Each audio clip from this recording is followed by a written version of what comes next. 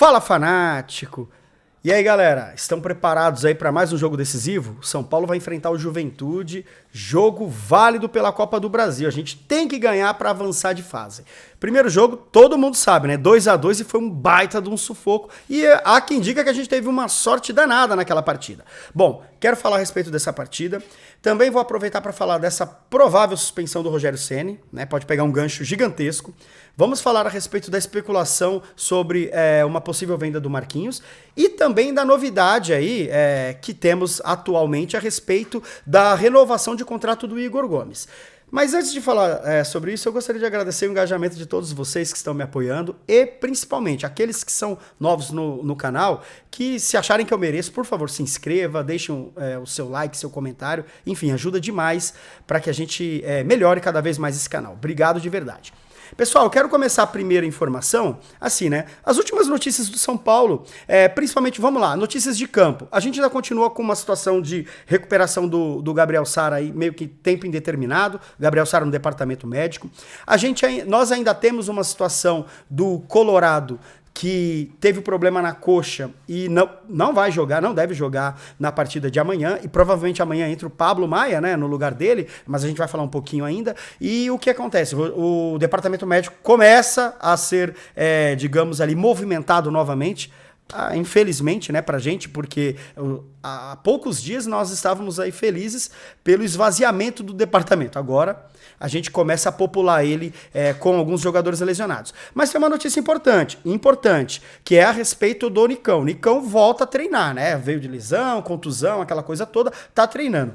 A torcida do São Paulo não tá contando, mas está numa ansiedade desse jogador de fato estrear no time, porque o momento mais importante do Nicão foi justamente na sua apresentação, quando ele foi apresentado com a camisa 10 e com o nome Tricas, que gerou uma polêmica absurda no São Paulo. Agora, de fato, em campo, o Nicão não fez nada. Então, assim, a gente fica ali, torce, né, porque não tem jeito, a gente, além do time estar quebrado financeiramente, a gente torce para que cada jogador desempenhe um bom papel, mas é um pouco, digamos ali, um absurdo, um jogador que jogou tantas temporadas consecutivas no Atlético Paranaense.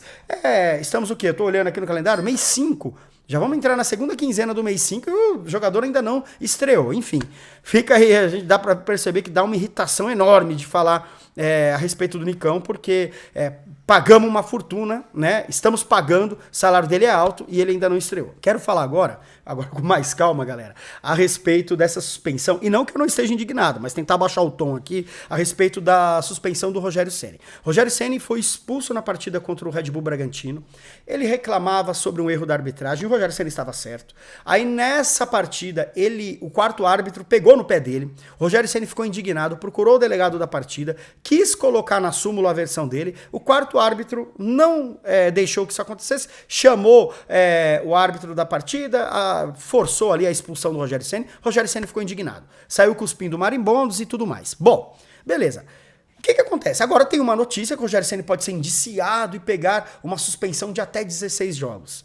Galera, olha o absurdo. O Rogério Ceni já cumpriu um jogo de suspensão e veja só, igual um jogador foi expulso, beleza, cumpre a suspensão e a vida que segue. Agora, o pessoal tá cogitando a possibilidade do Rogério Ceni pegar 16 jogos de suspensão por uma reclamação que, quando você vai ler lá o que declarou o árbitro na partida, não teve nada de ofensivo. Que o Rogério Ceni causou um tumulto e tudo mais. Galera, beleza, ele pode ter se equivocado, se exaltado. Ele já teve a punição, ele foi expulso. O clube já foi penalizado porque não pôde contar com um treinador na beira do campo lá na partida seguinte. Para mim, assunto resolvido. Então, eu faço um pedido para a diretoria do São Paulo. Por favor, vamos exercer o poder de bastidores, coisa que vocês não fizeram até agora.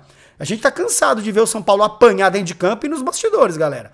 Pelo amor de Deus. Então, assim, diretoria, tanto Carlos Belmonte e Júlio Casares, por favor, vamos lá exercer o nosso poder de bastidores, que a gente não exerce há um bom tempo, e vamos, de fato, colocar os pingos nos is e deixar essa possibilidade enterrada, né? Não existe o São Paulo ser julgado, o Rogério Ceni ser julgado e pegar mais jogos além daquele que ele já pegou e já pagou, beleza? Então, Feito isso, a gente já começa a entrar nos assuntos um pouco mais tranquilos ali do nosso dia a dia. Das últimas notícias do Tricolor, eu tenho algumas a respeito de negociação e eu vou dar as minhas impressões e a minha opinião sobre a partida de amanhã. Vamos falar primeiro de negociação. Gente, o Nicola veiculou nos últimos dias um provável interesse a respeito de um clube inglês para contratar o Marquinhos. O Marquinhos que... Galera, Marquinhos é muito jovem, né? A gente sabe disso. O momento brilhante dele foi na Libertadores, quando o Crespo ainda era treinador e colocou ele pra jogar. Ele se destacou contra o Racing, fez uma ótima dupla de ataque com o Rigoni, enfim. Mas o Marquinhos tem altos e baixos. No início dessa temporada, o Rogério Ceni já falou que o Marquinhos tem uma certa demora para tomar decisão, aquelas coisas todas, já vem dando várias orientações, e por isso o Marquinhos não é unanimidade. Você tem essa expectativa aí, São Paulino, da renovação do Igor Gomes? Como você enxerga isso? A melhor pergunta é essa. Como você enxerga esse cenário de renovação? Você acha importante para o São Paulo por uma questão financeira, administrativa, ou você acha importante por uma questão esportiva, né? O Igor Gomes, ele é importante de fato dentro de campo? Essa pergunta ela se dá porque assim, galera, a diretoria de São Paulo negou uma proposta em torno de 20 milhões de reais do Botafogo feita para comprar aí o Igor Gomes. A torcida do São Paulo, por sua vez, ficou bem dividida porque muitos queriam a venda imediata, porque o Igor Gomes, ele é um jogador que tem mais de 100 jogos aí pelo São Paulo, tá no profissional há alguns anos e assim, o Igor Gomes é uma incógnita, né? Porque, sei lá, de 100 jogos, eu vou chutar aqui, de 100 jogos, se ele fez ali... 8 jogos bons, que eu me lembro, bons mesmo, de se destacar, foram muitos. Inclusive, os últimos 3 foram agora, de forma consecutiva. Então, ele de fato, ele tá muito tempo adormecido no São Paulo. Ele acordou depois que ele tomou uma chamada, depois que o Rogério Ceni pediu pra ninguém mais vaiá-lo, depois que o Rogério Ceni deu a abraçadeira de capitão, aquela coisa toda. E, coincidentemente, ele acordou no momento em que estão discutindo a renovação de contrato dele, que vai até março de 2023. Então, olha só, aí a torcida de São Paulo fica desconfiada. Pô, será que o cara só acordou porque tá discutindo o contrato? Eu não quero acreditar nisso. O fato é que o Igor Gomes, ele é contestado muito porque, não que a esperança sobre o futebol dele é exagerada, é porque ele, de fato, vacilou muito com a torcida do São Paulo. Ele vacilou muito com o time. Ele errou demais coisas básicas. Parecia que o cara estava viajando, flutuando em outro mundo e não focado no São Paulo. Mas quando ele está focado, ele já mostrou que pode ser útil. Posto isso, o São Paulo não pode correr o risco também de vender o cara ou perder o cara de graça, vender o cara a troco de nada. O Júlio Casares falou que só não aceitou propostas baixas, inclusive teve pelo Nestor também, né, na ocasião, propostas abaixo da média, para não diminuir o patamar ali, a base financeira dos seus ativos, né? Porque imagina, vamos supor, pega o Sara, que também teve uma proposta aí. Vende o Sara por um valor abaixo, todo mundo que está na mesma situação ali dentro do clube, vai ter o seu valor de referência diminuído. E aí vira assim, vira uma feira, né? Vira assim, me vê aí meia dúzia de banana, um pastel de pizza, vira feira livre, né? A galera vem aqui, oferece qualquer coisa, São Paulo vai lá e dá. E não é assim. Nesse ponto eu concordo com a diretoria. Claro que, olhando para esse lado, tem também o lado dentro de campo, mas dentro de campo ele está correspondendo nos últimos jogos. Então, a minha opinião é o seguinte, o Rogério Ceni, ele está certo em manter o Igor Gomes no time titular, porque ele vem mostrando, sim, retorno em campo, tá jogando sério, tá sendo útil, né? Não é unanimidade, a gente sabe disso.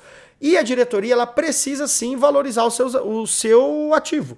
Por quê? Porque senão vai perder por um valor muito baixo. E a diretoria do São Paulo está otimista, né? Porque o jogador acaba de trocar o seu representante. Antes ele era representado por uma agência, a TMF, né? Onde era vinculado a lá aquele empresário que muitas pessoas aí conhecem, o Wagner Ribeiro.